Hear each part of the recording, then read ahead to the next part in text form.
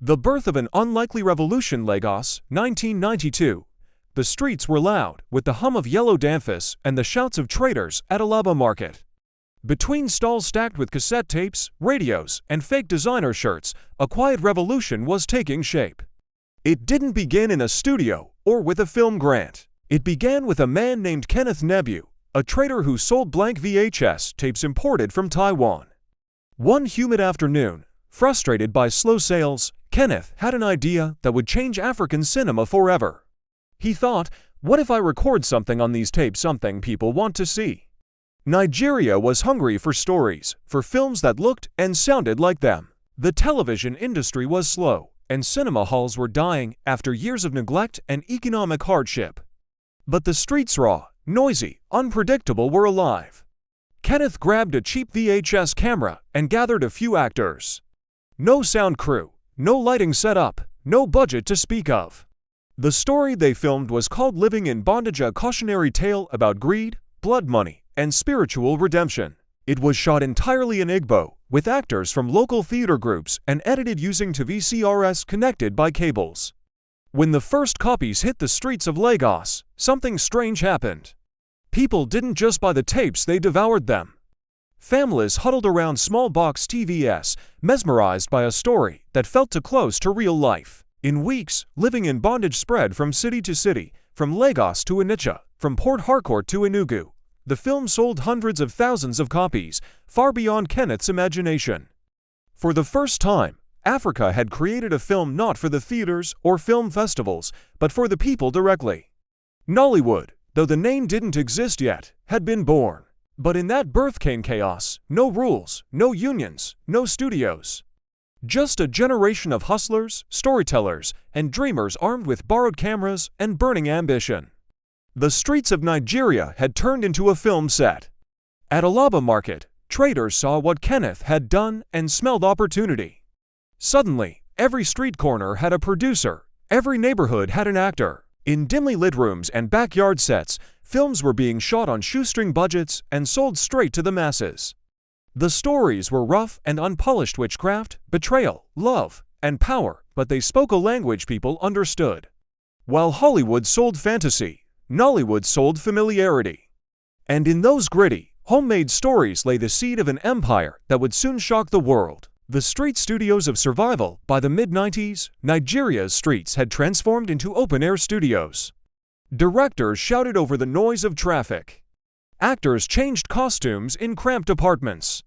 Generators buzzed through the night as filmmakers raced to finish edits before the next market day.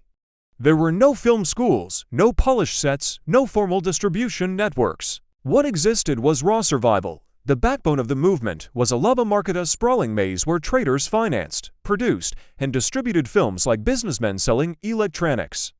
They didn't need investors, they needed demand. And the demand was endless. A film could be written, shot, and sold in less than 2 weeks. Scripts were often scrawled on paper, scenes improvised, and dialogue delivered with a mix of English, pidgin, and local dialects. Yet, the stories hit home. They captured daily struggles: corruption, religion, love, betrayal, and the unseen powers believed to rule destiny. The audience didn't care about Hollywood-style perfection. They wanted emotion, and Nollywood gave it to them. On the streets of Onitsha, traders stocked hundreds of new titles each week. Mothers, students, and taxi drivers bought them without hesitation. Films became mirrors of the Nigerian soul, reflections of pain, hope, and humor wrapped in cultural truth. Behind the scenes, a new generation of names began to rise. Zib Ejiro, Tiko Benson, Chico Ejiro, the Mr. Prolific, who could shoot a film in 5 days. These men defined the early Nollywood hustle. No permits, no insurance, no second takes, just pure grind. It was filmmaking without a safety net, but it worked.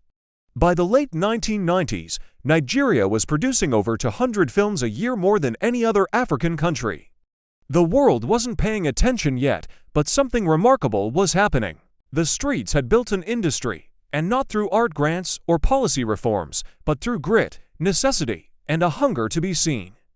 Still, as the tape spread across borders from Ghana to Kenya to the diaspora, the cracks began to show. Piracy became rampant, quality was inconsistent. For every success, 10 films went unnoticed, yet the people kept buying. Because for the first time, they weren't watching someone else's world, they were watching their own. The digital awakening. By the early 2000s, the world began to take notice. Nigeria, once known for oil and politics, was now being recognized for something unexpected: film. The name Nollywood was coined by a foreign journalist trying to make sense of what he saw: a chaotic but unstoppable movie machine that rivaled Bollywood and Hollywood in output. But while the nickname stuck, the filmmakers behind it were facing a new challenge. The VHS era was dying, piracy had eaten deep into profits, and new technology was changing everything. The world was going digital. It started with affordable digital cameras. For the first time, filmmakers could shoot without worrying about the cost of film reels. Editing software replaced old VCR machines, and DVD made distribution easier. Suddenly, anyone with a camera and a dream could make a movie. Directors like Kunal Afolayan, Tun Kelani, and Amaka Agam began to push the boundaries. They wanted more than street sales, they wanted art, quality, and global respect. Films like The Figurine, Aramire, and Oswofia in London blended storytelling with better visuals and sound. They were still Nigerian at heart, but now polished enough for film festivals and cinemas. At the same time, actors became stars. Genevieve Naji, Ramsey Nouah, Omotolaja Ladikind, and Pete Edeke became household names across Africa. Their faces appeared on posters, billboards, and magazine covers. They embodied a new kind of African fame: homegrown, proud, and powerful. Television also joined the wave. Soap operas like Checkmate and Superstory filled living rooms weekly, further blurring the line between cinema and real life. But even as the industry modernized, it never lost its street roots. Producers still hustled for funding, actors still worked long hours with little pay, and the entire system ran on word-of-mouth trust. There were no guilds to protect workers, no government support, and no clear structure, yet somehow, it kept moving forward. By 2010, Nollywood had become the second largest film industry in the world by volume, producing over 1,500 films a year. The global press couldn't believe it. How had a nation with minimal infrastructure, no big studios, and almost no international investment built an empire from chaos? The answer was simple: Nigerians refused to wait for permission to create the global breakthrough. By 2011, Nollywood was standing at a crossroads. The street markets that once powered the industry were now its biggest threat. Piracy had eaten away profits, and the flood of low-quality films risked turning the industry into a parody of itself. Something had to change. Then came the digital revolution, not in cameras this time, but in streaming. Platforms like YouTube gave Nollywood a new home. Producers who once relied on DVD sales could now reach audiences far beyond Nigeria's borders. Diaspora Africans, starved for stories that spoke their language, began watching again. Channels like IROKO TV, Africa Magic, and later Netflix Nigeria turned local films into global exports. Jason Noku, the founder of IROKO TV, became a symbol of the new era. He digitized hundreds of Nollywood titles and brought them online, making the once bootleg-only films legally accessible to millions. What had started in a Alaba market was now streaming in New York, London, and Johannesburg. The old guard watched as a new generation took over, filmmakers with training, funding, and vision. Directors like Kemi Adediba, Jade Osaberu, and Kunal Afolayan led a renaissance of storytelling. Their films The Wedding Party, King of Boys, Anaklapo, Gangs of Lagos showed the world that Nigerian cinema could be both commercially powerful and artistically rich. These weren't just home videos anymore. They were cinematic experiences with high production values, soundtracks, and global distribution. The themes grew to no longer only about witchcraft or betrayal, but politics, womanhood, class, and identity. Netflix noticed.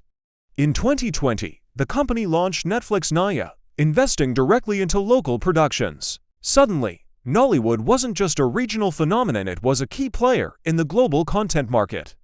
International film festivals started showcasing Nigerian titles, and streaming charts began filling with African stories.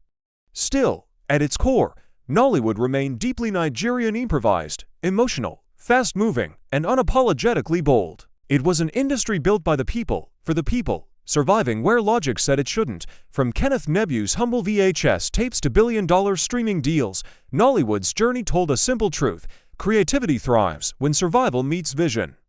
Today, it is not just Africa's largest film industry, it is one of the most influential cultural forces in the world. And it all began with a man, a camera, and a few blank tapes he couldn't sell. If this story moved you, don't just scroll past. Subscribe for more untold stories of how Africa's dreamers changed the world. Because sometimes, history doesn't happen in palaces or parliaments, it happens in the streets.